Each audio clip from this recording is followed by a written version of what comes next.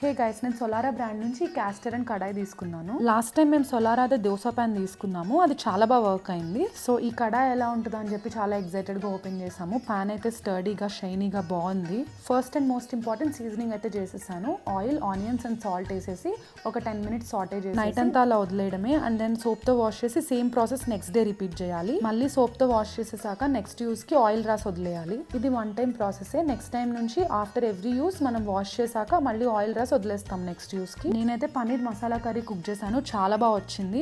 అసలు ఎక్కడ అడుగంటుకోవడం కానీ మాడిపోవడం కానీ ఏం లేదు మీరు నోటీస్ చేస్తే. మేము ఇంకా స్లోగా క్యాస్ట్ ఐరన్వి తీసుకుందాం అనుకుంటున్నాం యూటెన్సిల్స్ అన్ని. క్యాస్ట్ ఐరన్వి వాడడం వల్ల నాన్ స్టిక్ వల్ల వచ్చే చాలా హార్మ్ఫుల్ సబ్స్టెన్సెస్ అన్ని అవాయిడ్ చేయొచ్చు. బ్లడ్ అండ్ ఐరన్ తక్కువ ఉన్న వాళ్ళకి కూడా డాక్టర్ సజెస్ట్ చేస్తారు ఇవి యూజ్ చేయమని. నాకు వేరే బ్రాండ్స్ తో కంపేర్ చేస్తే సోలారాది కడాయి క్యాస్ట్ ఐరన్ది చాలా రీజనబుల్ అనిపించింది. మీరు కూడా క్యాస్ట్ ఐరన్ యూటెన్సిల్స్ యూజ్ చేస్తే మీ ఎక్స్పీరియన్స్ కమెంట్స్లో షేర్ చేసుకోండి. Thank you for